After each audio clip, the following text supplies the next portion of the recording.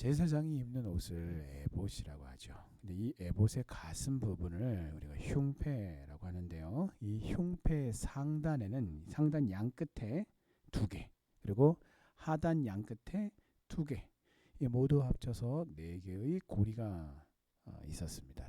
고리를 매달았죠. 그리고 이 고리에는 각각 금사슬과 청색 끈이 꿰어졌습니다.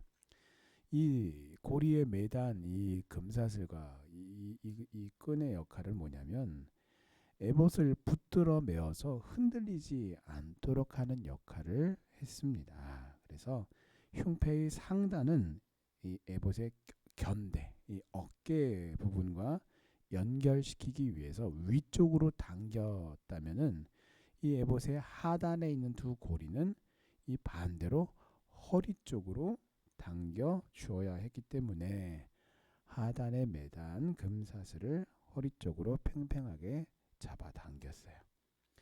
자, 하나님께서 대제사장의 이 옷, 의복을 만듦에 제작함에 있어서 얼마나 세밀하고 세부적인 것까지를 구체적으로 준비하셨고 그것을 지시하셔서 지도하셨는지를 잘 보여줍니다. 왜냐하면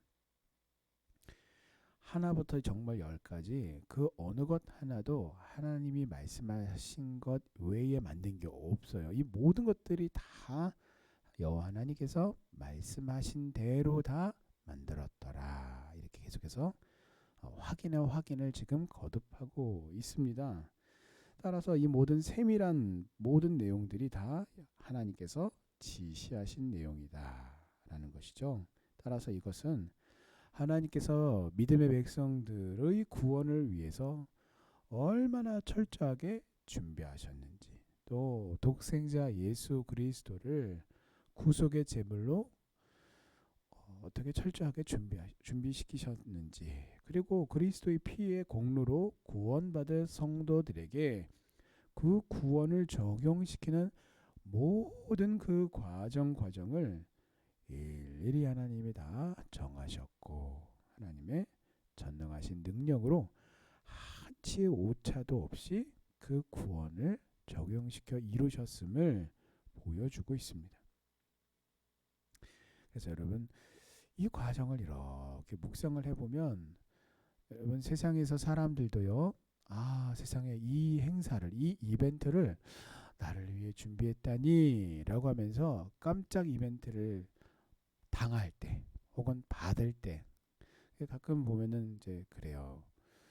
사람들이 이렇게 TV에서 보든 주로 이제 TV에서 많이 보는데 뭐 이렇게 어떤 드라마가 아니라 뭐 리얼리티가 있는 어떤 그런 뭐 드라마 관찰 카메라 뭐 그런 방송일 때 어떤 사람들이 이제 그 자기의 뭐 남편을 위해서든 주로 이제 아내들을 위해서 많이 하죠. 아니면 연인 사이에 하든가 어떤 이벤트들을 몰래 카메라 형식을 통해서 잘 준비를 해서 나중에 짜잔 하고 이렇게 이거는 당신을 위한 이벤트입니다 라고 뭔가를 밝혀줄 때 그 받는 사람들이 굉장히 감격해하는 그 모습을 보면서 저는 이제 그런 생각이 들어요. 저렇게까지 감격스러운 것인가? 그런 생각들. 어떤 분들은 막 눈물도 막 흘리고 막 그러죠. 감동해가지고요. 다른 게 아니라 그 마음에 감동을 받아서 야, 세상에 이렇게까지 나를 위해 준비해 주었다니 라고 하는 그런 마음들 때문에 사람들이 감동하고 감격하죠. 또 뭐 그 대표적인 이벤트들이라고 하면은 많은 것들이 있겠지만 아마 청혼일 것이에요. 그래서 나와 함께 결혼해 주겠습니까? 라고 할 때에 대부분 많은 경우들의 남자들이 여자에게 청혼을 하게 되죠. 네.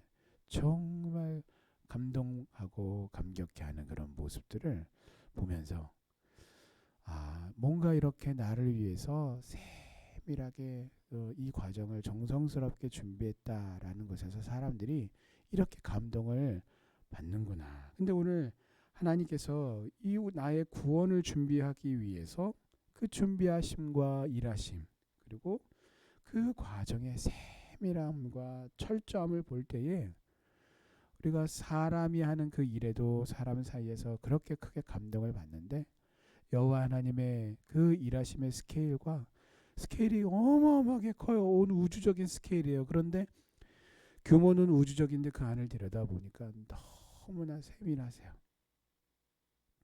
그러므로 우리는요, 언제나 나를 향한 하나님의 그 구원하심에 대한 감사와 그 찬양을 우리가 잊지 말아야 하는 것입니다.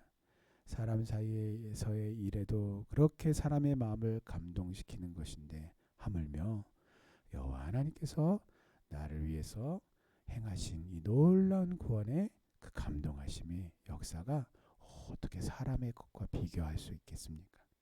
오늘 이 구원의 은혜에 대한 부분들을 항상 오늘도 내 안에 감사와 찬양과 기쁨으로 항상 하나님을 앞에 예배자로 서게 하는 놀라운 은혜의 힘이 되기를 주님의 이름으로 축원합니다. 자, 22절에 보시면 에봇 받침의 긴 옷이라고 이렇게 지금 기록해 놓았는데요. 이 에봇의 겉옷이라고 하는 것은 전에도 한번 설명을 드렸지만 이 긴 원피스예요. 통으로 짠 원피스입니다. 자, 이 길이가 무릎 아래로 내려오는 원피스 모양의 의복을 말하는 것이고, 자, 이 겉옷은요, 하늘색 조개에서 추출한 청색으로 물들인 청색 실로 짰습니다. 자, 그래서 이 청색이 의미하는 것은 구원받을 성도들이 장차 들어갈 천국을 상징하는 색깔입니다. 이 색이 의미하는 것은 첫째로 대제사장은 하늘의 신령한 은혜를 사모해야 한다라는 것을 나타내고 있고요. 두 번째로는 대제사장이 가지고 있는, 왜냐하면 다른 옷에는 없어요. 대제사장만이 이 청색으로 된 겉옷을 입었어요. 그것은 곧 그만이 대제사장만이 누릴 수 있는 그 권세를 의미하는데, 이 권세가 다른 게 아니라 하늘로부터, 즉 하나님께로부터 주어진 것이다 라는 것을 의미하는 것입니다. 자, 그러므로 예수 그리스도의 은혜로 말미암아 대제사장이 된 우리 성도는, 하나님 앞에 제사장이 된 성도는 하나님께로부터 부름을 받은 영광스러운 자들이기에 우리가 세상을 바라고 또 세상을 사모하지 말고 오직 하늘에 계신 하나님 아버지를 바라고 사모해야 합니다. 하나님이 주시는 그 은혜를 사모하는 우리 성도님들 되시기를 주님의 이름으로 축원합니다. 자, 23절 말씀에 보시면 이 말씀에 대한 이해는요, 아까 방금 말씀드렸던 것처럼 원피스를 생각하시면 이해하기가 쉽습니다. 그러니까 통으로 된 옷이란 말이에요. 그러므로 이 옷을 입기 위해서는요, 머리가 들어갈 이 구멍이 이제 필요한 거죠. 그래서 원피스 그 머리 넣는 그 구멍을 지금 23절에서 그 사이에, 두 어깨 사이에 구멍을 낸다라는 말이 바로 그 뜻이에요. 그래서 그냥 단순한 조그만 구멍이 아니라 머리가 들어가는 부분에 구멍을 말하는 것이고, 또 이 부분을 더 두껍게 덧대어서 찢어지지 않도록 이렇게 만들었다라는 것입니다. 자, 이 겉옷에는 수를 놓게 하셨는데, 이 성류가 의미하는 바는 대제사장이 이스라엘 백성들을 중보하는 그 사역 자체가 하나님을 높이며 하나님을 영화롭게 하는 것이다 라는 것을 말씀하고 있습니다.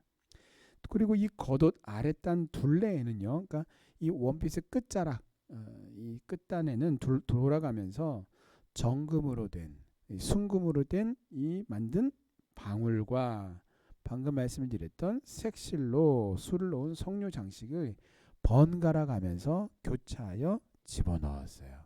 그러니까 수와 수 사이에 금방울을 매단 것이죠.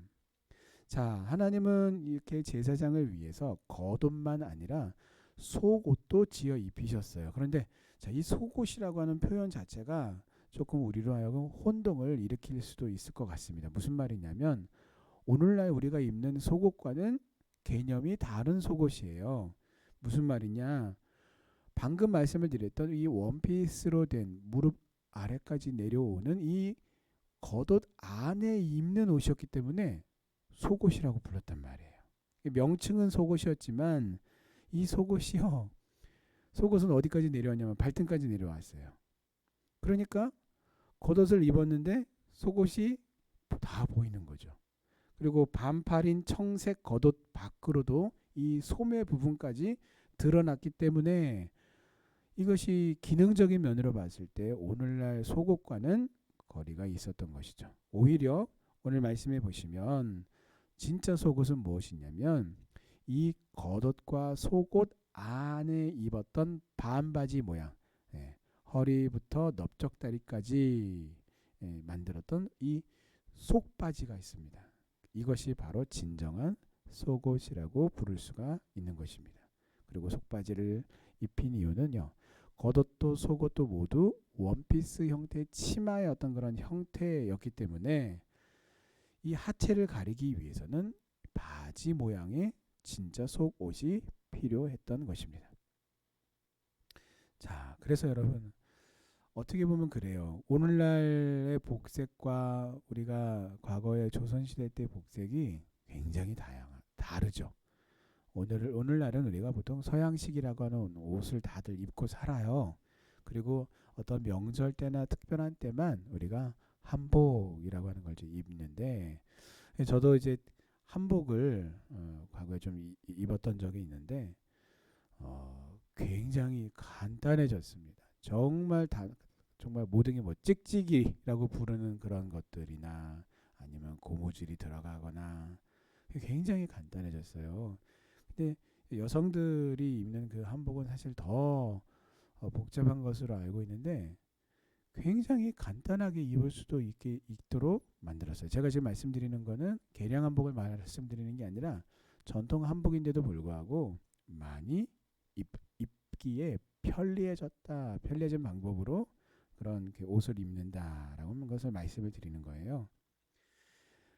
자, 그렇다면 제가 뭘 말씀을 드리냐면 대제사장으로서 섬기기 위해서 정말 하나하나에 이르기까지 이렇게 다 지켜야 이것을 다 이 과정을 복잡하고 혹은 세밀하기 때문에 이렇게까지 해야 되나라고 생각할 수 있는 그런 부분까지도 다 그대로 지켜서 옷을 갖추어 입어야만 그들이 하나님 앞에 섬길 수 있었고, 섬기기 이전에 이렇게 하나님의 말씀대로 입어야만 그들이 하나님께로부터 죽임을 당하지 아니하고 하나님 앞에 살아남을 수가 있었다라는 것입니다.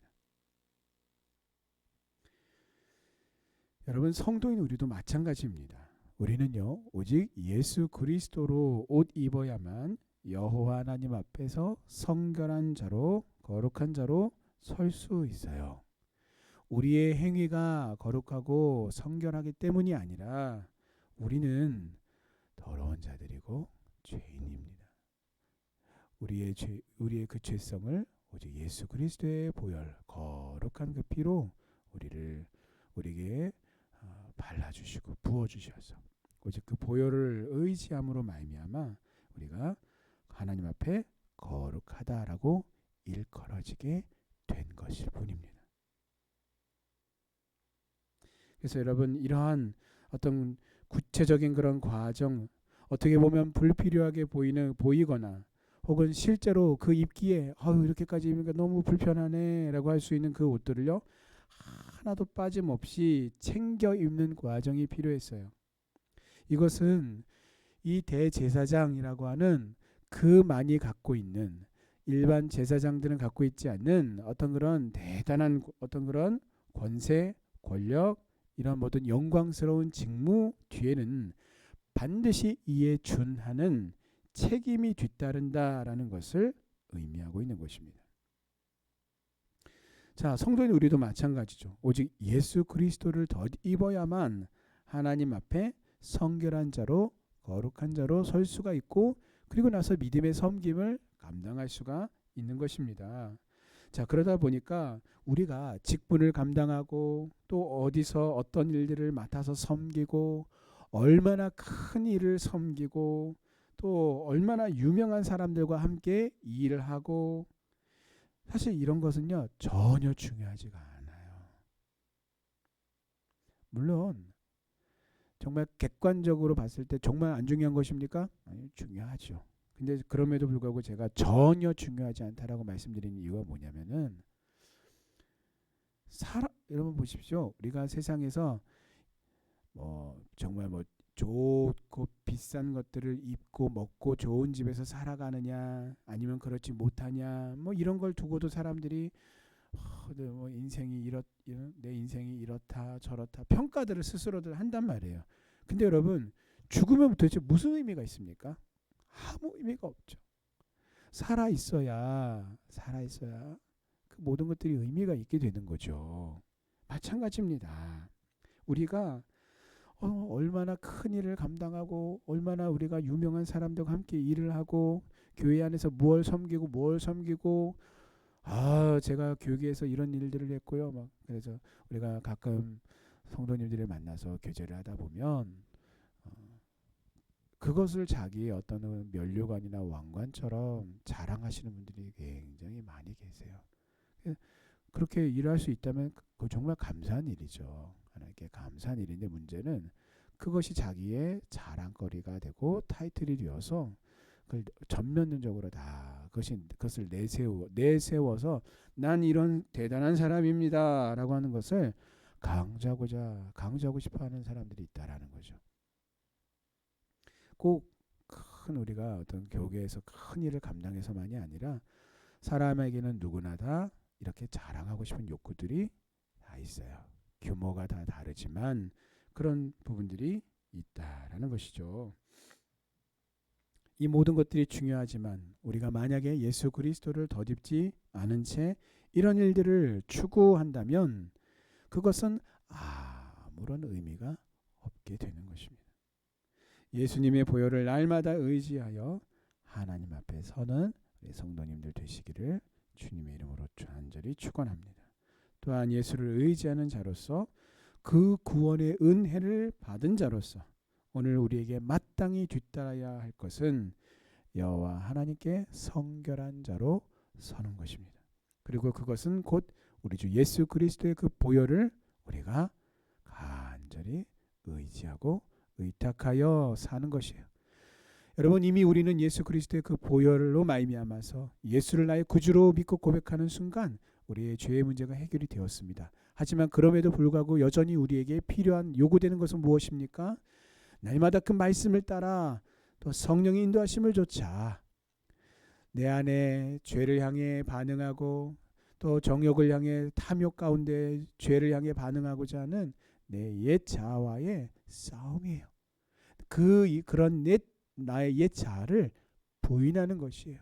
그것을 위해서 우리가 죄와 싸우되 적당히 싸우는 게 아니라 피 흘리기까지 싸우는 영적인 싸움이 오늘 나에게 필요한 것이에요. 그리고 그 영적인 싸움을 우리가 성공적으로 싸워내고 우리가 승리하기 위해서는 역시 예수 그리스도의 보혈을 우리가 의지하며 또한 성령님을 우리가 절대적으로 의지하는 것이 반드시 필요하다라는 것입니다. 이 과정이 없으면 우리는 백전백패할 수밖에 없어요. 사람들마다 그 영적인 싸움의 양상과 형태가 두루 다 다양할 것이에요.